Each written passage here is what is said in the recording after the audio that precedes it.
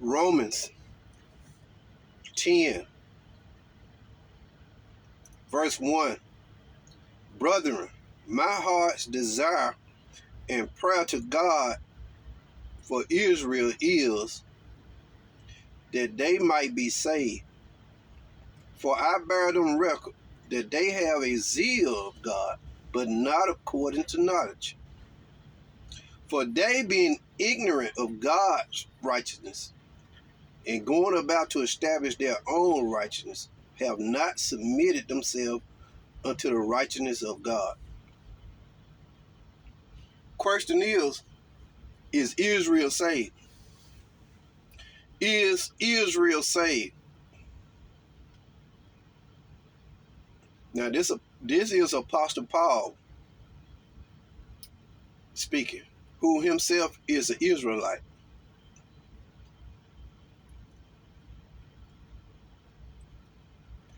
Paul was, when he was Saul, he was a killer.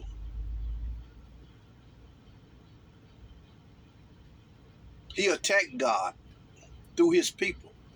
He murdered, he killed people. Was Paul saved when he was a Saul? No, he wasn't. Paul got saved. God saved Paul, knocked him down on his way to do. Paul was on his way to do harm when God knocked him down and converted him. Paul got baptized by Peter, and he went and spent about 3 years with the Lord and himself, and after that, he started his ministry. When the people saw Paul preaching and came into, they got afraid. They got scared. That's like, isn't this the man that persecuted us and stuff? They couldn't believe what they saw. And Paul was right here, brother, it's my heart desire in prayer to God for Israel is that they might be saved.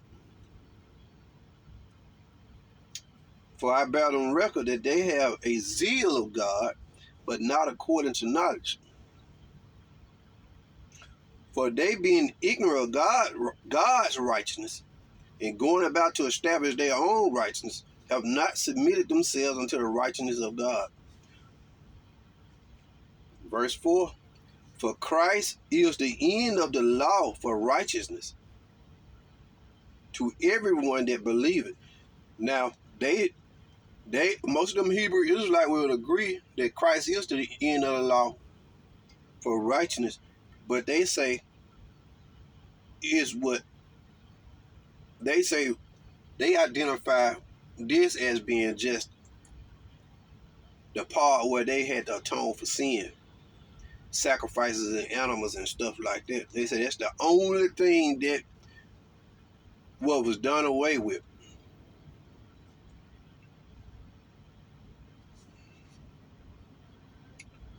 But I keep telling them they wrong.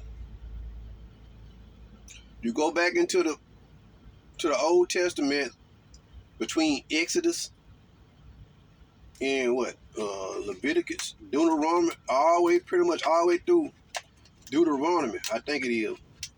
You see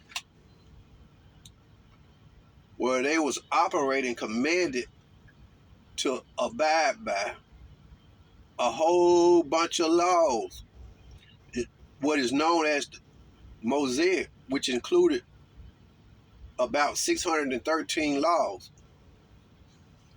I had a brother come in yesterday and comment to me about who's going to listen to a brother that don't keep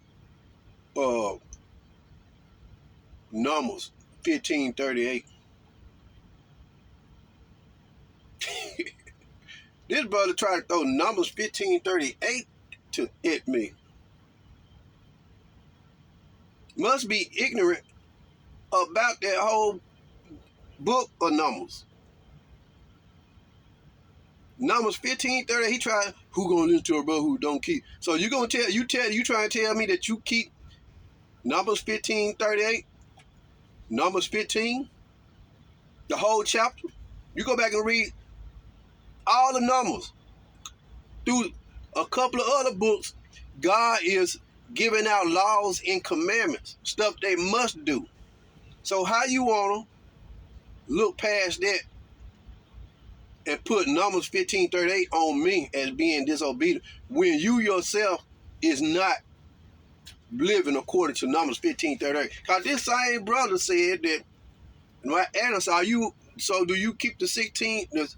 He said, no, we don't, for reasons of not being in the Holy Land, and Jesus did away with some of the law. He was speaking of the atonement, sacrifice.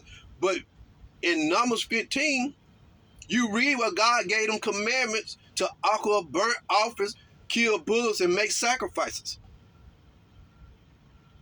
Then you read on in the Numbers 16, God talked about punishment, stoning. This just show you how ignorant they are. They is. They will attack you for preaching the truth, and then turn around and kill themselves trying to attack you, Christians, in with Bible, and then they be helping you out. How you gonna use Numbers 15:38 against me to try to say I don't obey the law, and you turn right around and said that you don't keep a law, you can't keep them laws simply because we're not in the Holy Land, and Christ did away with some of them. What did Christ do away with? Most of the Hebrew Israelites would agree that Christ did away with the atonement of sin, sacrificing animals, but yet it's right there in Numbers 15, Numbers 16.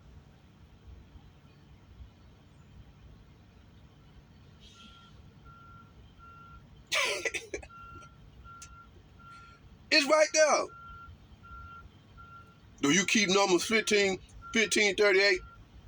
You trying to isolate something when you can't isolate it. You're going to try to put Numbers 15:38 on me. You got to put all Numbers, Exodus, Leviticus, Deuteronomy. You got to put them all on me. In you too. You can't put Numbers 15:38 on me and then turn around when it come to you, you're going to exclude yourself out of them laws. They show you how wicked they are. This is why Paul said what he said. Brethren, my heart's desire and prayer to God for Israel is that they might be saved. These brothers not saved. Paul laid it out right here. For I bear on record that they have a zeal of God, but not according to knowledge. For they being ignorant of God's righteousness and going about to establish their own righteousness, have not submitted themselves unto the righteousness of God. For Christ is the end of the law for righteousness to every man that believeth. They try to go back and put numbers on me. He tried to be specific. Numbers 15:38. Well, how you gonna put numbers on me? Numbers 15:38 on me. When you go back to the first verse of Numbers, you see what God is giving instructions, giving laws, and how to obey them laws, and the punishment for disobeying them laws. Sacrificing animals. Stoning those who broke the law out of knowing. Then I told that brother, I said, if you're going to put numbers on me, you're going back to the old covenant. Don't you know you have to memorize all them laws? All them 630. Then he tried to, why I got to memorize when God already. Okay, so you can't use number 15:38 on me.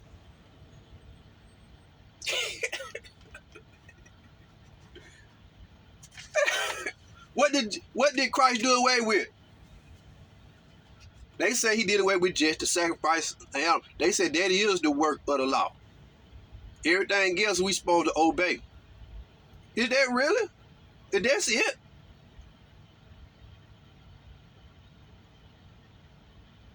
Is that all? That's it? No, it's not.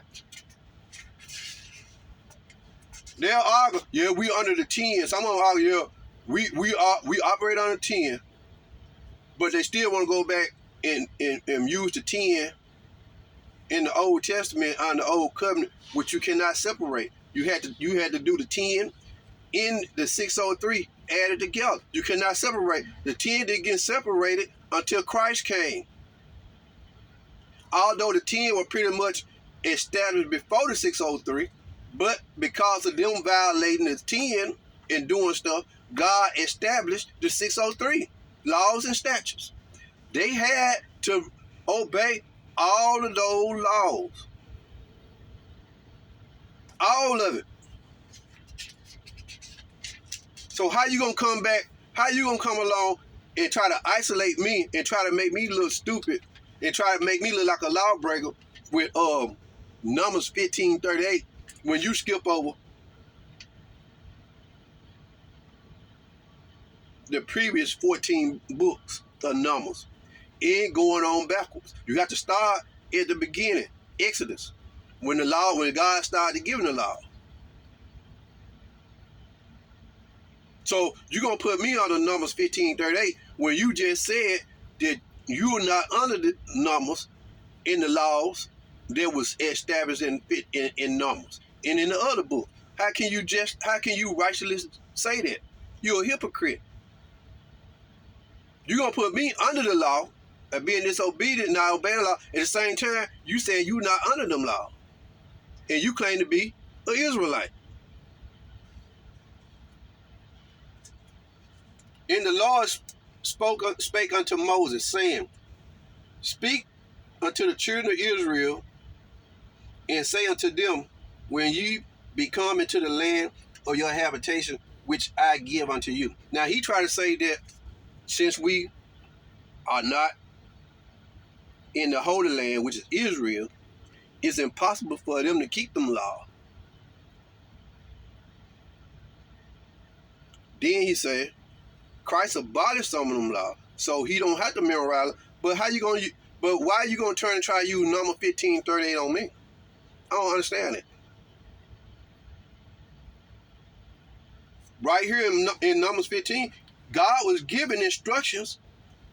You get your King James Virgin Bible, you'll see it'll give you highlights of what it's talking about. The law of the meal offering and the drink offering. The law of the meal offering and the drink offering. Right here in the same book, same chapter that you try to use 15:38 on me, but you got to go back to the beginning of just this chapter and justify how you say you're not under the law of sacrifice because Christ did away with it. They were all Israelites saved. They're not under the law. But right here, God is giving commandments on sacrificing bullock. And when thou prepared a bullock for a burnt offering or for a sacrifice, in performing a vow or peace offering unto the Lord, then shall he bring with a bullock a meat offering of 3/10 deal of flowers, mingling with half and hin of oil.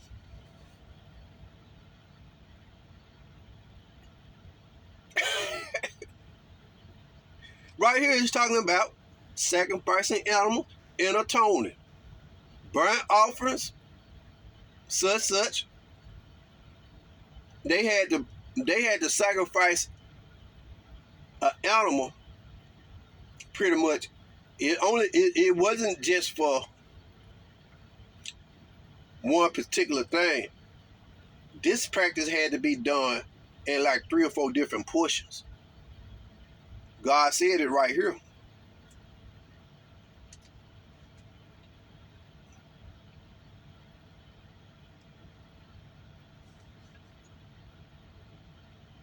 the sacrifice for the sin of ignorance.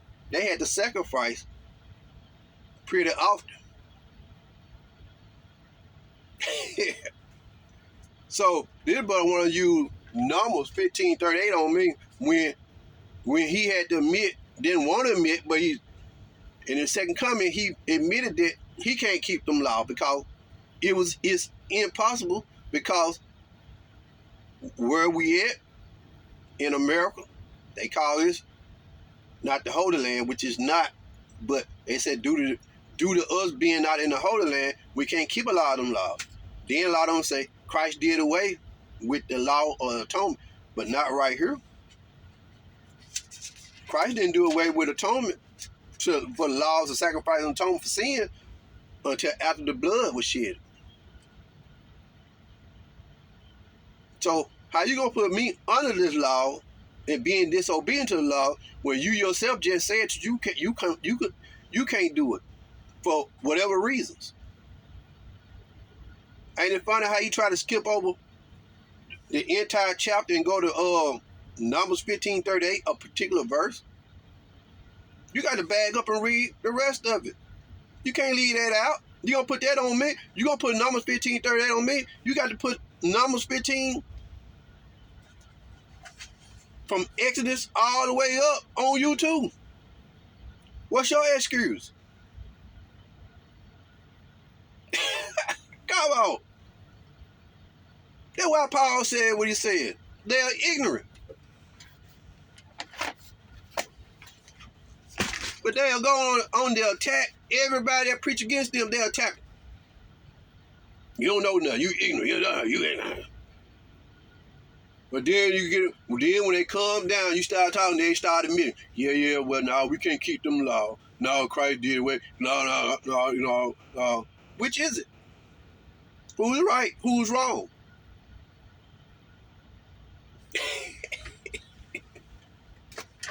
It'll show you how they are.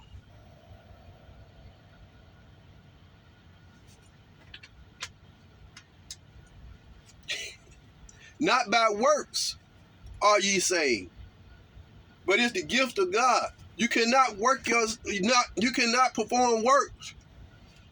And that works didn't only include and exclude sacrifices of animals. You had to do a whole lot of stuff.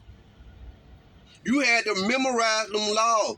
Me and my wife did a video pointing out and reading some of them laws. I'm going to go back and do a part 2 and a part 3. You had to memorize all of them laws. So you would know. All 613. You had to, at some point, have them laws memorized so you would know what to do and not to do. In the same chapter of verse 6, chapter 16 of Numbers, it talked about the man that was caught outside picking up sticks on the Sabbath. He was stoned to death. God didn't have no mercy on them who violated the law knowingly.